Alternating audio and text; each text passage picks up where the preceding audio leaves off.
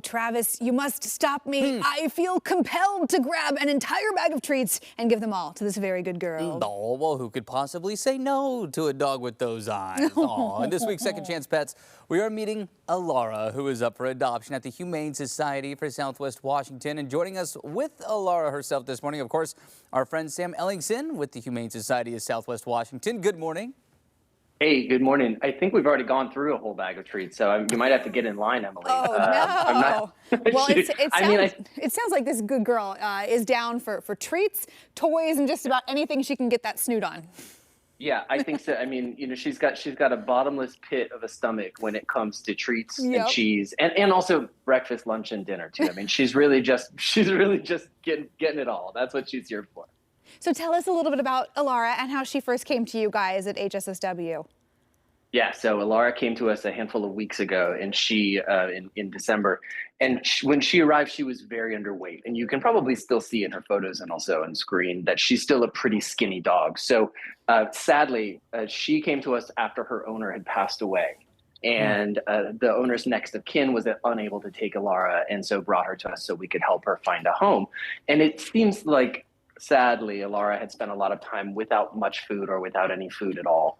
She also had been largely left on a leash, and so she did have an abrasion on her neck that has since healed up, and she's doing great. She was adopted, she made her way home, and then after a few weeks, she was returned because the family was unable to manage her energy. As you can see, she's a very, very energetic dog. Now, Elara's, I guess, real challenge is that she's constantly chasing toys, and she's trying to play with whatever she can get. And if she's able to get her mouth on a toy that she can chew apart, she will absolutely do that. And I even saw it this morning. I grabbed a toy out of one of the bins in the back room and thought, oh, surely she can't get through this. And within minutes, she had chewed the foot off of the hippo with the toy in its belly. So no. she was really going for it. Now, when she came back to us, the family told our staff that they were concerned that she had eaten a toy when she was there. And so our team did an x-ray, and they were unable to find it on the x-ray, but they did an exploratory surgery, and they indeed did find this little stuffed frog. Oh, no. No way. That was in her intestines. Oh, and fun note, we'll put it on our social later so folks can see it if they want, but even the frog had some some cuts on its back, and our surgical team made sure to sew up the wounds on the frog as well. So this is living in our clinic now as a reminder of, you know, the number of things that these dogs can get themselves into.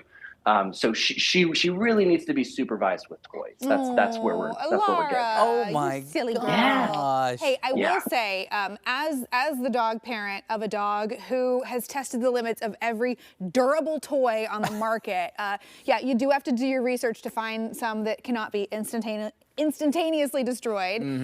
But you get used to it. You learn how to work with them. You learn how to puppy-proof the house a little bit. It's doable. Yeah, it is. It's doable. Absolutely. Yeah. Well, and it seems like despite her knack for consumption, she is a very sweet pup. She's incredibly sweet. She really is. She's a young dog. She's an active dog, and she's a very curious dog. And what she really wants to do is get out on some walks, explore the backyard, go for a hike, do all of those things with you. And I had her out for a fairly long walk this morning, and she was a perfectly fine little walker for me. She was very polite. She was sniffing all around, but when she was also paying attention to me. So when I asked her to keep on walking, she would, and she was sticking with me the whole time.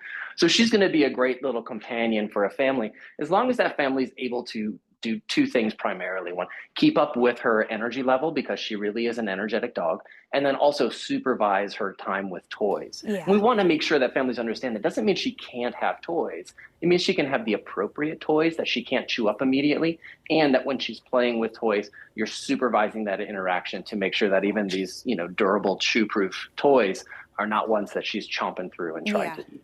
Yeah, chew-proof. You take that label with a grain of salt, always. Exactly. Exactly. She's here to prove it wrong. Right. Yeah. Her and Samwise both. And it sounds like she does need to be the only little princess in her house. Yeah, yes, emphasis on princess there. She wants her own little kingdom. She is not able to share home with cats. We did have reports from the family member who brought her in that she has been well known to chase cats outside. And she also doesn't really seem to want to share her toys, her bed, her food, her treats with other dogs. And that likely comes from her history of not having enough food, right? And so she doesn't really know how to share. So she wants to be that only pet in her new home. Yeah, like you said, it is understandable coming from the situation she was in there. So very, very sweet gal. Sam, always appreciate it. And thanks for introducing us to Elara this morning. Thank you for having us. We appreciate it. Yeah, and if you want to learn more about Elara or any of those other pets up for adoption at the Humane Society for Southwest Washington, check out this story on coin.com. Yeah, and you got to follow them on Instagram too. Humane Society for Southwest Washington. I want to see that toy. Yeah, I'll stitch back up. It's a nice touch funny. there. Oh my gosh. Well, hey, next month, get ready to take the